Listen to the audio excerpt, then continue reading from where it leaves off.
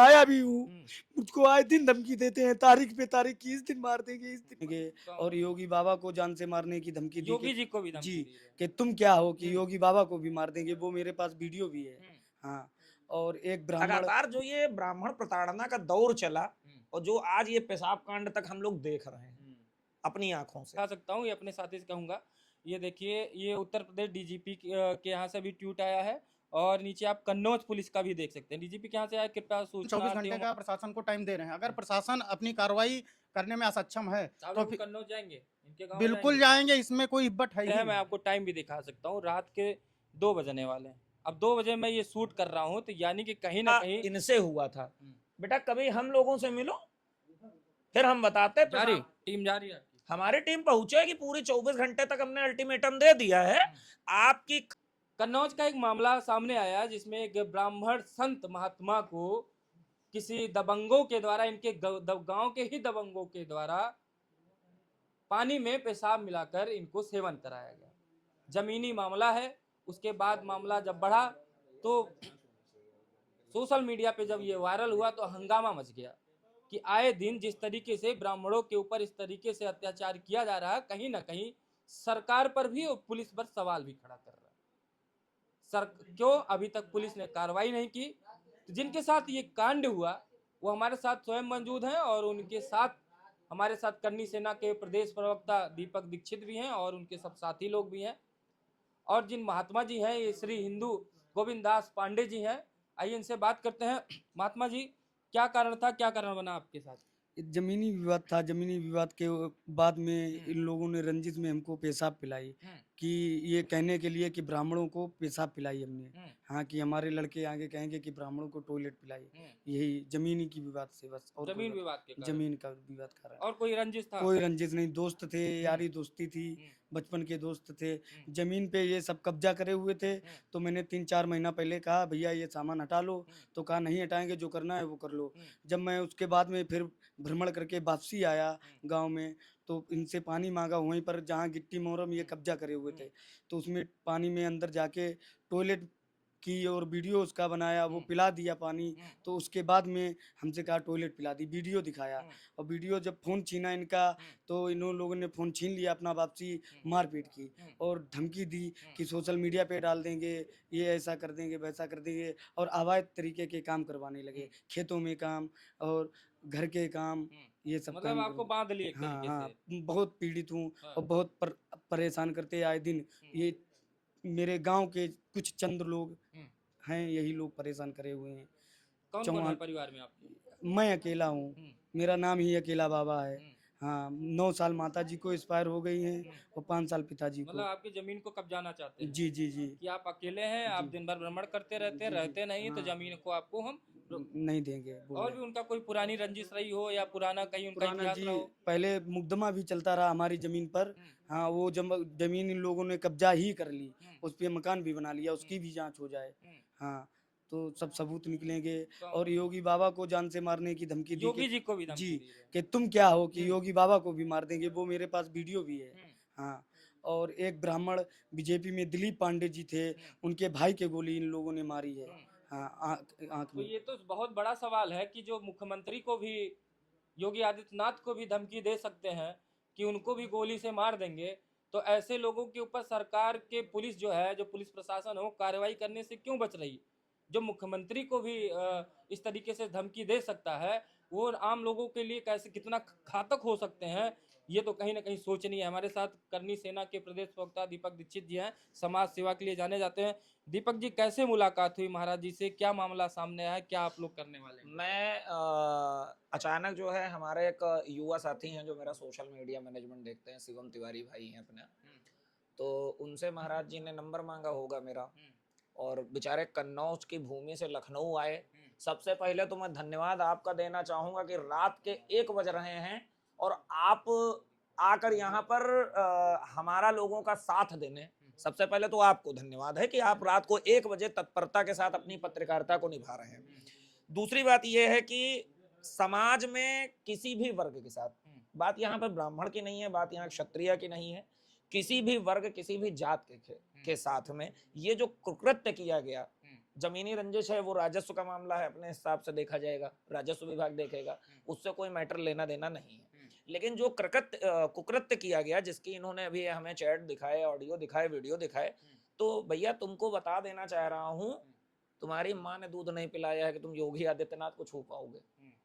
अभी इतने बड़े गुंडे नहीं हो गए हो तुम कि योगी आदित्यनाथ को तुम छू लोगे।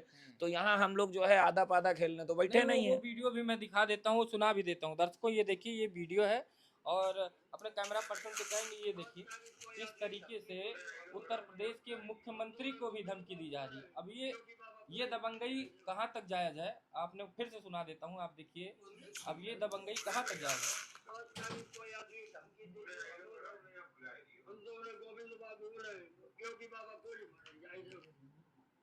योगी बाबा जी को भी धमकी दी जा रही है। अब इसमें हम बात करते हैं कि इनके साथ पुलिस ने कोई कार्रवाई करी, उन लोगों के साथ इनकी कोई एफआईआर वगैरह दर्ज हुई या नहीं हुई? इन्होंने अभी तक जो जानकारी दी है मुझे, बहुत सारे समाज सेवियों का नाम लिया इन्होंने। अब वो समाज सेवी कैसे हैं, मैं किसी पे कटाक्ष नहीं करूंगा, क्योंकि मेरा मानना है कि पीड़ित के साथ जब तक मामला ट्रेंडिंग में रहे तब तक तो आप सेल्फी खिंचाओगे, वीडियो माला मंच बहुकाल करोगे। समाज में आप उठा लीजिए, 2017 में आपटा ऊंचाहार का कांड, ब्राह्मण 5 परिवार जला दिए गए थे। विवेक तिवारी को गोली मार दी गई थी इसी गोमती नगर में, वहां पे लोग जो है उसको कवरेज किए थे। ऐसे लगातार जो ये ब्राह्मण प्रताड़ना का दौर चला और जो आज ये पेशाब कांड तक हम लोग देख रहे हैं अपनी आंखों से, तो भैया मंदिर का घंटा वंटा बना लियो या कोनो जनसंख्या नियंत्रण कानून जो है लागू हो गया कि नहीं ब्राह्मणों को पेला जाएगा, जहां देखो वहां ब्राह्मण ब्राह्मण ब्राह्मण। पुलिस की कोई आश्वासन मिला? पुलिस से हमारे बड़े भाई हैं श्री ओम तिवारी जी, अधिवक्ता हैं हाईकोर्ट के, उन्होंने आज जो है कॉल करके बात की LIU से, तो उन्होंने बताया कि जांच उन्होंने करी है। हमारा एक भाई है, छोटा भाई है हमारा, रमन तिवारी है, रमन तिवारी भाई ने अपना जो है ट्विटर पे ट्वीट किया, जिसकी वजह से मतलब तत्परता है। आप ये मान के चलिए कि समाज में एकता है, हम एकता दिखा रहे हैं। तो इतना आप जान लीजिए कि युद्ध कहाँ तक टाला जाए और धैर्य कहाँ तक पाला जाए, तो फिर जो है बंसज हम भी पेशवा के हैं, फेंकेंगे जहां तक भाला जाए। आगे क्या करने वाले हैं? देखिए बात यह है कि पहले तो 24 घंटा सरकार का, मतलब प्रशासन का, माननीय योगी जी का नहीं है। माननीय योगी जी थोड़े ना जाएंगे वहां पर देखने, थाने में तुम बैठे हो गुरसाहिबगंज में, तो 24 घंटा है सचो साहब आपका, 24 घंटे के बाद 25वें घंटे हमारा लोगों का दीपक पंडित मोड ऑन होगा, और फिर जब वो ऑन होगा तो फिर मैं सुनूंगा किसी की नहीं। ये मामला कन्नौज के गुरसाहिबगंज थाने के अंतर्गत में आता है। बिल्कुल गुरसाहिबगंज थाने, इसमें पूरी जिम्मेदारी SHO की है। भाई साहब आपको वो व्यक्ति तहरीर लेके आपको देके गया है, आपने अभी तक जो है मुकदमा क्यों नहीं पंजीकृत किया, अभी तक आपने किसी प्रकार की कार्यवाही क्यों नहीं करी? मतलब इतने बेखौफ अपराधी हो गए हैं कि योगी जी को गोली मार देंगे, बाप का राज है, योगी जी को गोली मार देंगे। पुलिस भी नहीं डर रही क्या? योगी आदित्यनाथ जी की भी बात नहीं सुन रही कि योगी या जी को तो पुलिस, या तो वहां की पुलिस ये कह दे कि भाई हमने चूड़ी पहन रखी है, कोई मुख्यमंत्री को मारने की धमकी देगा, मैं साला कुछ कर ही नहीं पाऊंगा। मतलब ये कौन सी जो है नेतागिरी चल रही है देश में? योगी जी को गोली मार देंगे, यहाँ हम लोग, यहाँ मजाक की बात है, हिंदू हृदय सम्राट को गोली मार देंगे, यहाँ हम लोग मजाक के लिए जो है बैठे हैं, मतलब ब्राह्मण को पेशाब पिला दोगे?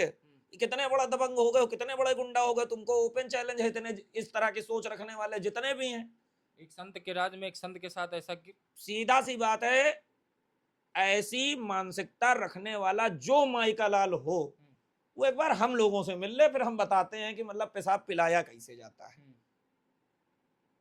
महाराज जी और भी कोई धमकियां दी जा रही है? आए दिन 1-2 मुसलमानों से मेरा रास्ता भी रुकवाया गया, तो मैं बहुत घबराया हूँ। तो मेरे को पता चला कि भैया जी लखनऊ आ रहे हैं, तो मैं तुरंत लखनऊ भाग आया कल ही वहाँ से निकल के।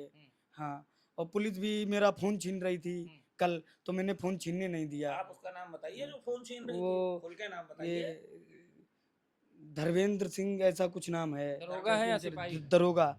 और वो के सिंह सिपाही हैं, वो फोन छीन रहे थे। हाँ, तो मैंने फोन छीनने नहीं दिया, कहा आप भी बैठ के चलियो। मैंने कहा मेरे को भरोसा उठ गया प्रशासन से, मैं आपके लोगों के साथ नहीं जाऊंगा। मैंने कहा मेरा साधु ही माँ है, साधु ही पिता है, साधु ही सब कुछ है। बस जय दादा। देखिए सीधा सीधा ये है कि कष्ट तो हुआ, वरना रात को 1 बजे आपको मैं जगा के बुलाता ना। और मुझे भी दुख हो रहा है कि एक संत के शासन में एक संत का अपमान हो गया, और कन्नौज का प्रशासन जो है बैठा हुआ सो रहा है। भाई साहब एसपी महोदय क्या शिक्षा दी है गुरसाहिबगंज के एसएचओ को? डीएम साहब क्या मतलब आप का सुना है मैंने, डीएम जो है जिले का मालिक होता है, तो ऐसे कानून व्यवस्था लॉ एंड ऑर्डर मेंटेन होगा वहां का? मतलब मुझे उतरना, हम लोगों को उतरना पड़े? मतलब आप क्या चाहते हो इसी गर्मी में हम 500,000 लौंडे लेके जो है थाना घेरे, फिर आपसे कोल्ड ड्रिंक और चाय पैसा भी लें? थाना की बात करें जिलाधिकारी के पास भी गए थे। 2 बार गया भाई साहब, और मैंने ब्राह्मण सम्मेलन भी करवाया, सर्व समाज सम्मेलन भी करवाया, खुद अपनी दम पे कर्जा लेके, कर्जा भी हुआ है वो, तो कोई आया भी नहीं। कुछ लोग जो हमारे चाहने वाले थे वही आए और कोई नहीं आया। सबको, सब नेता जितने भी हैं सर्व समाज को मैंने सूचित लाइव वीडियो पे भी किया, लेकिन नाम लेके पुलिस प्रशासन को भी बुलाया और उसका रिकॉर्ड भी है मेरे पास, लेकिन कोई आया नहीं भैया, कोई नहीं आया। और डीएम साहब से परमिशन लेके मैंने वो आयोजन किया था। हाँ, ये कितना दिन हो गया ये पुराना? परसों का है। नहीं, आपके साथ ये जो कृत्य किया गया ये लमसम 2.5 महीने हो गए होंगे। 2.5 महीने। मैं 2.5-3 महीने से बहुत पीड़ित हूँ। मैं सुसाइड करना चाह रहा हूँ, लेकिन मैं सोचता हूँ कि सुसाइड करके चले जाऊँगी क्या होगा, लेकिन जुर्म के खिलाफ आवाज़ उठाओ। मेरा कहना है सर्व समाज से कि जुर्म के खिलाफ आवाज़ उठाओ, मैं अकेला आपके साथ हूँ। ठीक है, और लोगों से भी बात कर लेते हैं। इधर आइए, क्या नाम है आपका? रमन तिवारी। जी, रमन तिवारी जी, कैसे पता चला ये वाकया आप, और ये आपने ट्वीट भी किया FIR? बिल्कुल हमने ट्वीट किया। ये बाबा जी हैं, बाबा जी दीपक भैया की सहायता से आए, यहाँ पे मिले, ये बहुत परेशान हैं, तो हम लोग ब्राह्मण समाज से ही इनकी मदद करना चाहते हैं, तो हमने ट्वीट किया था। इसमें हमको डीजीपी के यहाँ से भी और कन्नौज पुलिस से दोनों जगह से आश्वासन मिला कि कार्रवाई की जाएगी। इसमें अपने दर्शकों को दिखा भी सकते हैं। ये देखिए दर्शकों, डीजीपी के यहाँ से भी आश्वासन हाँ, मिला। ये देखिए अभी ये इसमें देखिए लिखा दर्शकों, मैं आपको दिखा सकता हूँ, ये अपने साथी से कहूँगा। ये देखिए, ये उत्तर प्रदेश डीजीपी के यहाँ से भी ट्वीट आया है, और नीचे आप कन्नौज पुलिस का भी देख सकते हैं। डीजीपी के यहाँ से आया, कृपया सूचनार्थ एवं आवश्यक कार्रवाई हेतु, आगे आप नीचे पढ़ सकते हैं कि थाना प्रभारी गुरसाहिबगंज को आवश्यक कार्रवाई हेतु निर्देशित किया गया। अभी तक तो निर्देशित किया गया है, और ये है पूरी जो है एप्लीकेशन। ये देखिए, पुलिस अधीक्षक महोदय कन्नौज को ये एप्लीकेशन दिया गया है। अब ऐसे ऐसे कृत्य हो रहे हैं, तो और इस पर पुलिस त्वरित रूप से कार्रवाई नहीं कर रही है, तो पुलिस ही, बाबा जी तो कहते हैं योगी आदित्यनाथ जी की मॉडर्न पुलिस है। अगर इधर अपराध करोगे तो अगले चौराहे पे यमराज नजर आते हैं, या तो हाफ इनकाउंटर के लिए पुलिस जानी जा रही, या तो फुल इनकाउंटर के लिए जानी चाहिए। तो कहीं ना कहीं संशय कर देता है लोगों के मन में कि ऐसे एक संत के साथ कार्रवाई हो गई, और अभी तक प्रशासन सो रहा है। 2.5 महीने बीत चुके, और 2.5 महीने में अभी तक इनके लिए FIR तक नहीं लिखी गई। तो कहीं ना कहीं कन्नौज पुलिस को सोचने पर विवश होना चाहिए, और अपराध को इसी तरीके से कंट्रोल अगर नहीं कर सकते हैं, तो इसकी भी जवाबदेही कन्नौज पुलिस की होती है। क्या कहना चाहेंगे? आज देर रात महाराज जी का हमारे पास कॉल आता है। महाराज जी अपनी सारी पीड़ा हमको बताते हैं, और मैं महाराज जी को आश्वासन देता हूं कि कल आप आइए, आपसे मिलते हैं, और जो भी कार्रवाई हो सकती है हमसे हम करेंगे। महाराज जी इतनी रात को अगर आए हैं तो आप समझ सकते हैं कि इनकी पीड़ा क्या होगी। महाराज जी साफ शब्दों में यही कह रहे हैं कि हमारी जान को खतरा है, इनको इनका घेराबंदी किया जाता है, इनको मारने की कोशिश किया जाता है, प्रशासन से इनको किसी भी प्रकार की मदद नहीं मिल पा रही है। अब आप इतना समझ सकते हैं कि जो भी विपक्षी गण है, अगर वो माननीय हमारे योगी आदित्यनाथ जी को कुछ नहीं समझ रहे हैं, तो फिर आप समझ सकते हैं। रात्रि के तकरीबन 2 बज रहे हैं, आए हैं, हमने आपको कॉल किया, हमने बुलाया। यही कहना चाहते हैं कि प्रशासन से हमें उम्मीद नहीं है, लेकिन हम 24 घंटे का प्रशासन को टाइम दे रहे हैं। अगर प्रशासन अपनी कार्रवाई करने में असक्षम है तो फिर कन्नौज जाएंगे, इनके गांव बिल्कुल जाएंगे, इसमें कोई हिब्बत है ही नहीं, कोई हिब्बत नहीं है। अगर प्रशासन अपनी कार्रवाई नहीं कर पा रही है तो मजबूरी है भाई हमारी। तो ये देख सकते हैं, मैं आपको टाइम भी दिखा सकता हूँ, रात के 2 बजने वाले हैं। अब 2 बजे मैं ये शूट कर रहा हूँ, तो यानी कि कहीं ना कहीं कोई तो पीड़ा रही होगी, और कोई 2.5 महीने बीत जाने के बाद अभी तक कोई भी FIR नहीं, पुलिस की कोई कार्रवाई नहीं, तो कहीं ना कहीं प्रशासन पर सवाल खड़ा करता है। देखो, हमको तो ईश्वर पे भरोसा है और सत्यता पे भरोसा है।